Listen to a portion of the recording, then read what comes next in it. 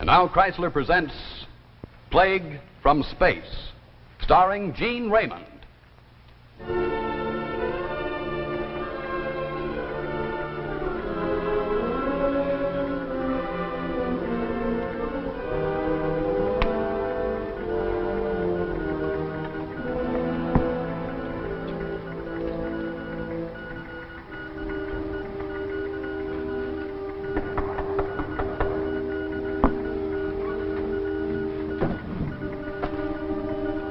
Yeah, come in. It's you. Any word yet? No, nothing. There's a storm off the East Coast. Might have delayed him, maybe even turned back. He'll be here. General Bonamede says he'll arrive at a specific time. He arrives. Especially when there's a replacement to be made. Jeff, about those crashes. I think if I speak to General Bonamede, You stay out of it. You're a doctor, nothing else. This is my affair. Men killed, equipment destroyed. It's been going on for months. He has every right to relieve me. I've lost all respect, all discipline. No, you haven't, Jeff. Those accidents weren't your fault. Everybody knows that. It happened to me, my command, my responsibility. Somewhere along the line, I lost my perspective. Jeff, you're the best tactician in this command. General Bonamede won't let you go. Stop giving yourself a hard time. Kinnock's a big base. Maybe too big for me. Once I had it. Once I could have handled any base. Now, slipping away. What's going on out there? It's that disc again. The one we picked up on radar a few hours ago. It's returned. How many times do I have to tell them this is an Air Force base, not a planetarium? Jeff, this thing's been playing hide and seek all night. We picked it up at 70,000 feet, going along at 2,000 miles an hour. Why not send up a flight of intercept? Yeah, that's all I need when Bonamede gets here. My best jet's off chasing a meteorite. No thanks. It's Colonel Ward. Now quiet down out there, all of you, and get this. The next man who reports a flying saucer will be broken by me personally. I'm tired of all this horseplay. This is an Air Force base. Now get on the ball. If they realize what I'm sweating out here, can't they understand? Jeff, that's not going to help. Mind your own business, Captain. Yes, sir. Wait a minute. I'm sorry. I didn't mean it that way. Sit down. I gotta talk to someone. Okay, Jeff. You're building this out of proportion. General Bonamede's visit's routine. You don't know the symptoms. He's been hearing stories about Kinnock's commanding officer. Drinking too much, derelict in his duties. This is the checkup. You're guessing. Now I know him. I studied with him too long. I used to be his protege. Yeah. I was gonna be a great Air Force man one day. Well. Look at me. My wife's dead in a crash. My command's slipping away. My whole life's blacking out in a whiskey bottle. Colonel Ward. Sorry, sir, but the missile we've been tracking on radar. I gave strict orders. I know, sir, but tower reports have just buzzed the field. It's been swinging in a 100-mile arc, reducing speed, about Mach 1. If this is some kind of joke, Sir, Corporal. it's coming down. It's going to land near the base. This I gotta see. This is Tower. All on minute. Approaching 92 degrees north by northeast. Speed 300. Yeah, let me see that. Down rapidly. What is it, Colonel? Holy Hannah. That looks like an arrow. Or a pin. No wings, no exhaust. It's gonna land all right. Hawkins? Yes, sir. Round up the demolition squad. Bring that thing into Hangar 7. Right, sir. Corporal Turner? Yes, sir. I want all crash equipment on the spot as soon as it touches down. Yes, sir. And notify all units this field is closed. Cancel all flights. All incoming planes to another base. Sir, General Bonamede. What's his ETA? 2217. He's due in 12 minutes. You have my orders, Corporal. I'm not taking any chances till I know what we're dealing with. Keep him up there. Yes, sir. Hutch, get me a command car. I want to be there when they bring it in. Right, Colonel, right. On Hutch. Yes, sir. Forget what I said in there. One of my bad moods. It's forgotten, Jeff. Attention all units. Attention all units. Cancel all flights as of 2205. Cancel all leaves and passes. All personnel stand by for emergency instructions. Repeat. Cancel all flights as of 22:05. All personnel stand by for emergency instructions. Cancel all leaves and passes. Repeat. Cancel all leaves and passes. This field is closed until further notification. Cancel all leaves and passes. Cancel all flights. I want as of this hangar cleared 22:05. immediately. Any man not assigned to this detail, beat it. Now, this isn't a freak show. Hey, you, stand back there. That gizmo might be anything. Might explode for all we know. Now, let's clear this hangar. All personnel stays out of here until the Dynacon checks that thing over. Sergeant, I want a man posted on every door. Now, let's clear out. And that means you, Mullins, and close those doors. How's it coming, Hawkins? Oh, pretty well, sir. What now, sir? Now, have them move in with that Dynacon. I want the sound reading started. I want every sound listed. Schiller, start recording. Okay, Lieutenant. Well, let's go, pal. You first. Come on, jazz it up, jazz it up. It isn't going to bite you.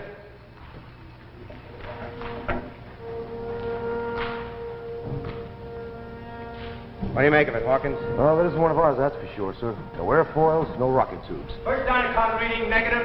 Second Dynacon reading negative. Lieutenant, there's an inscription on the nose. Can you make it out? Never seen it before. Get a picture of it and phototype it to Washington. Then get a cryptographer down here immediately. I want that code broken. How about opening it up, Colonel? Oh, no. Before anyone gets frisky and blows up this field, we'll get an impression of that script to Washington. That ship's not to be touched till we've broken the code, understand? And double the guard around this area. Yes, sir. Colonel Ward. Yeah? Managed to contact General Bonamede. He's over the field now waiting landing instructions. He's on now, Colonel. Colonel Ward, General Bonamede, go ahead. That you, Ward? What's happening down there? Give me landing instructions. I'm sorry, sir, but I want more information on our night visitor. You'll have to go on to San Ramos. This field is 100% restricted. Ward, I'll not be sidetracked. This plane is landing.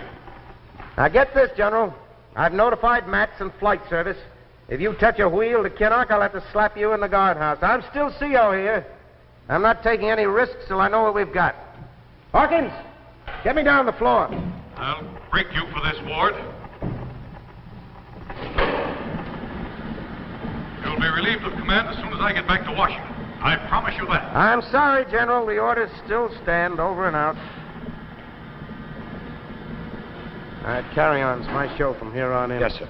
Have that cryptographer report to me as soon as he breaks the code. Yes, sir. Keep checking, Hawkins. Yes, sir.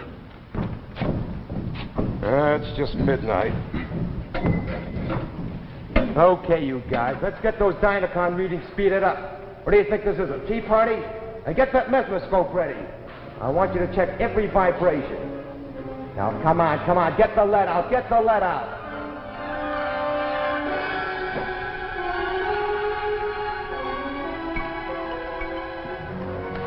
0700 and still no report. That cryptographer must be working by way of China. Bonamede should have reached Washington by now. His TWX ought to be arriving any minute. Jeff, maybe you acted a little too hastily. No, this time I was right. A missile arriving out of nowhere. Tremendous speed, no means of identification. Could be a million things. Hydrogen bomb, poison gas. No, Bonamede would have done the same things in my shoes. Come in. Sir, this TWX just came through from Washington. Here she goes. You are hereby notified that Colonel Maurice Johns is arriving at 1400 today to assume command of Kinnock Air Force Base. You will remain on the post for further orders. Signed, Bonamede. Well, it had to come sometime. Come in.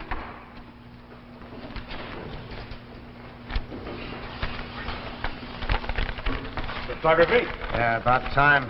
Did they break it?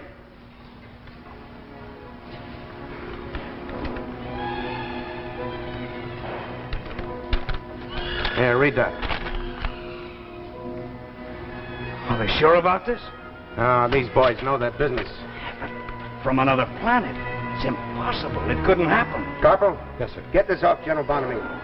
TWX received, contents noted, period. Missile script has been deciphered, period. We believe it to be Martian, period. I'm directing demolition to open it up immediately. Period, signed, Ward. Did he say Martian? That's right, Corporal. We've hit the jackpot.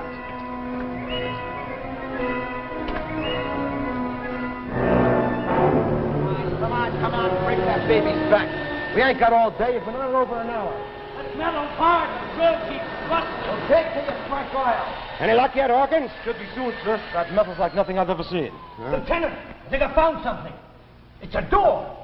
Right in front of us, a door. Good. Give me that, Jimmy. We'll pry it open. Yeah. This is what we needed. Now, go easy now. That might be dangerous. Carefully. Yep. That's it. All right. Now pull it back. Slowly. Lift it up. That's it. Slow. Something inside. I can see it. I can see. It's strapped to the bulkhead. If I can just... Oh, my... What is it? It's alive, sir. It's breathing. Sucking oxygen from a metal mask. It's moving. It's got eyes. Everything. Get an ambulance down here. This is something I didn't bargain for. Captain, help me get it out. All right. Slowly, that's it. Let's get out to the light so we can see it. Slow. Come on. That's a little more. More into the light. There. Now we can all get a look.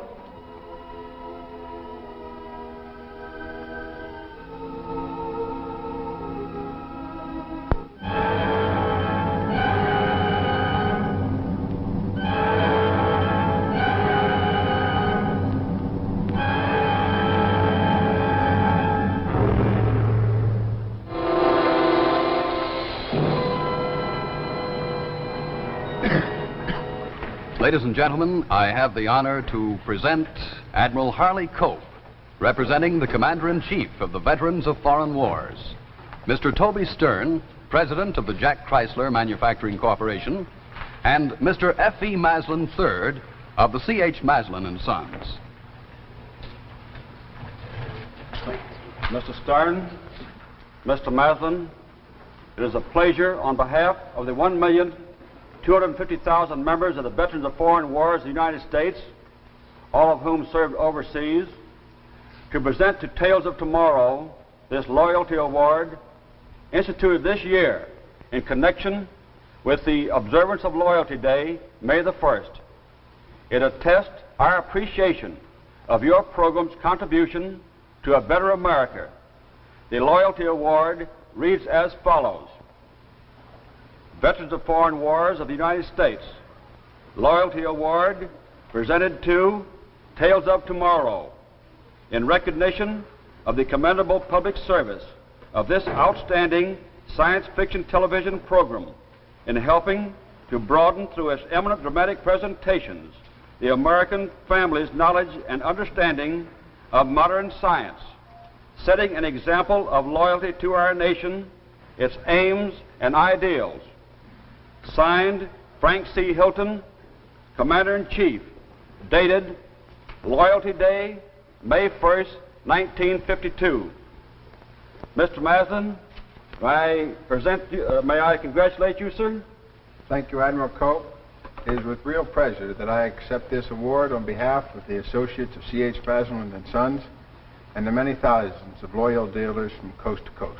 Thank you. Mr. Stern, may I in turn congratulate you too, sir? Thank you, Admiral. Tales of Tomorrow, thank you profusely for this very fine honor. Thank you. And now, back to our story, Plague from Space.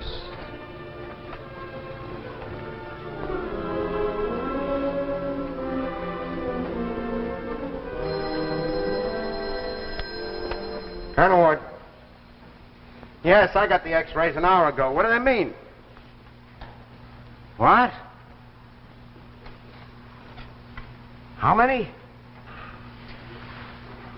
All right, keep me posted.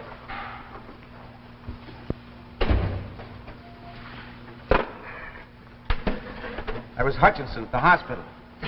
Major Vickers and 5 of the other doctors who examined the Martian have dropped.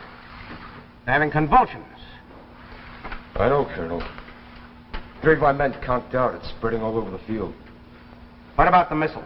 We dismantled everything, sir. It has an atomic engine about the size of my fist. But no radio, no controls, no nothing. What? That thing flew in here at 2,000 miles an hour and landed perfectly. That's right. And just to confuse you some more, Captain Hutchinson showed me the results of 5 tests given to the Martian. It has the thought patterns of a low-order mammal. Like a cat or a dog. But how did it navigate a space vessel from Mars to the Earth? How did it even build such a machine? Beats me. You any theories, sir? Yeah, but they're too crazy. Nothing would sound crazy now. It sounds logical. Well, we've established this thing at the hospital's a Martian. He sails in here polluted with an unknown disease. Deduction? Disease warfare. That Invasion. is crazy, Colonel. Is it? Yeah. Hutch sent this down from the hospital. It's a photograph of a blood smear taken of the Martian a few minutes after it arrived. See those U-shaped specks in the bloodstream there? Yeah, what about him? Hutch reported that kind of bacteria was all over the Martian. Everywhere. Every cubic millimeter of blood taken from that creature contained about 5,000 of those specks. That doesn't prove anything, Colonel. Don't you get it? These babies don't belong to the UN. They never heard of the Geneva Convention. They're playing for keeps. They launch a ship packed with disease germs navigated by a suicide pilot. These germs running rampant could plunge this country into a panic.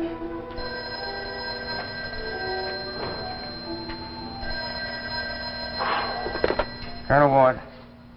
Yeah, Hutch. How many more? Okay, I'll be right down. 27 more cases in the last 10 minutes.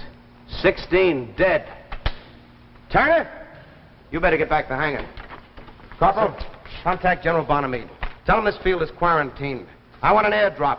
I need every available concoction here as soon as possible. Serums, antitoxins, antibiotics, the works. Throw the whole medical book at them. Yes, sir. Where are you heading, sir? The hospital. Hutch said he had something new for me.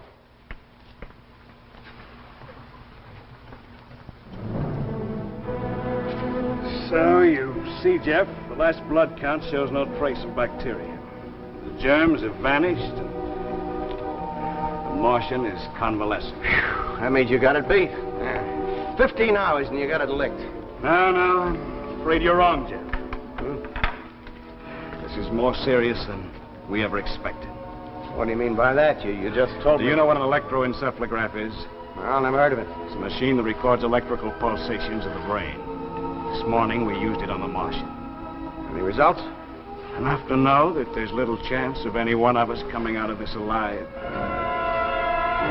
You're crazy. The encephalograph indicated that over 1,000 wave patterns were emanating from the Martian. It's as though you focused it on a crowd. But you told Hawkins the Martian was irrational. Now he has thousands of brains. Makes sense. I only know what I see. An hour ago, I conducted more tests with the encephalograph. Each infected soldier gave off multiple brave-waned responses. Well, what's all this leading up to? Just this. Yesterday, the Martian was crawling with germs and indicating thousands of brains. Today, he's germ-free and indicating one brain. The bacteria's moved on. The brain waves have moved on. Do you see what I'm trying to say? Bacteria. Brain waves. The Martian's a bacteria? With brains? Fantastic. And what's this? A low-order mammal of some sort. Just an animal? This is obviously what they fed on. Hutch, send me some microscopes down to Hangar 7. We're going to go over every atom of that ship with microscopes. You look like you need some rest. Get up to my office. I'll meet you there in 15 minutes. If this is what you say it is, we got to move fast.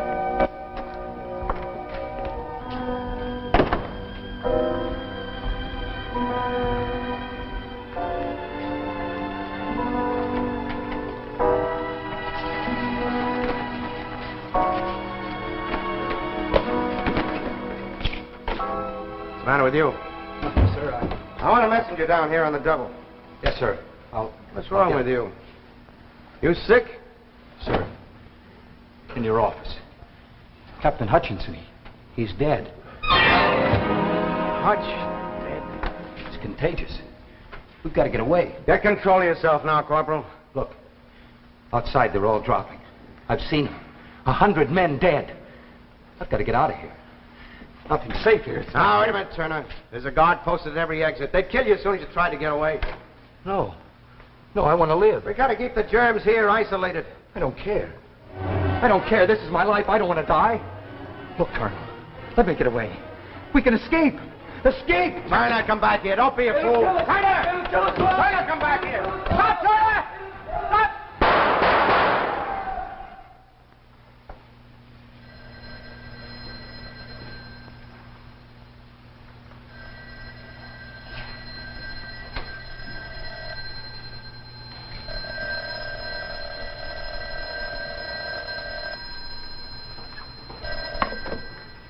Colonel Ward.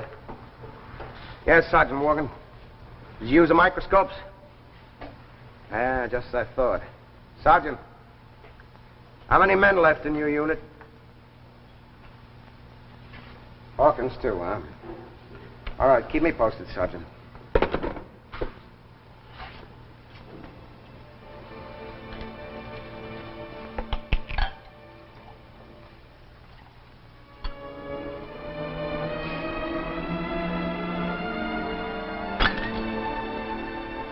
That's no good, Colonel. Nothing's any good. There's no running away from this. This is your baby. Yours exclusively. Invasion. A Martian invasion like nothing you've ever dreamed of. If it were only that creature in the hospital, it'd be simple, but there's nothing you can see or shoot at. Martians are bacteria. Organized and intelligent enough to build and navigate a ship through space. And do it with controls so small it took a microscope to find them. Communications. Communications. Oh, no, not them two.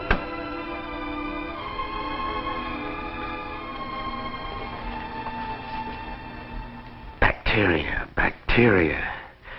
This is their invasion, their war. Planned, calculated, certain. And now one final decision has to be made. One man to make it. But what? How? Decide quickly. They're waiting. Waiting to spread beyond this base, reaching out to the cities. Ravaging a nation, a world. Creeping over the whole earth till nothing is left but a dry, scorched wasteland. A dry, scorched...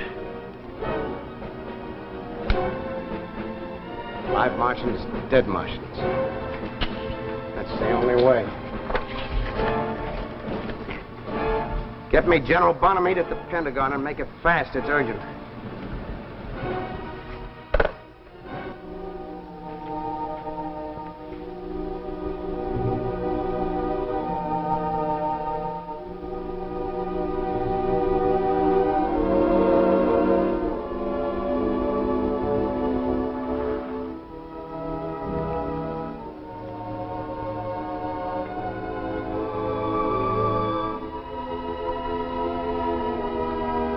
Baker, 287J, calling Kinnock. Come in, Kinnock.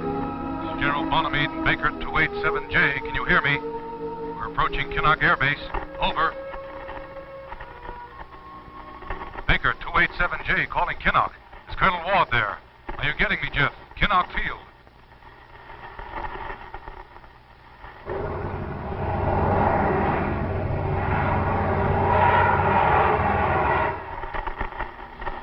Baker, 287J.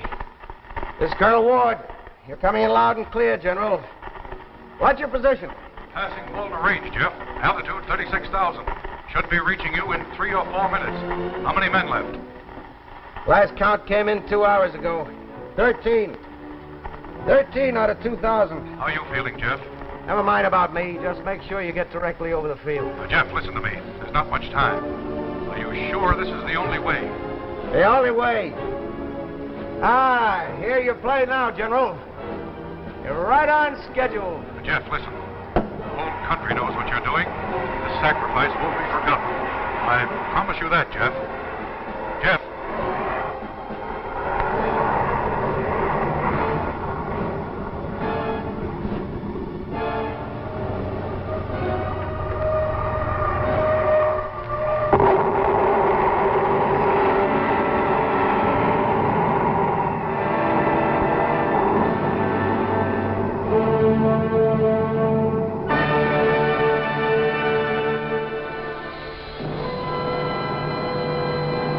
Now let's come back to the world of today for a minute and see a man who's puzzling over something most of us are worrying about today. What should we get Mother for Mother's Day? Now, let's see. It'd be nice to get her a new watch.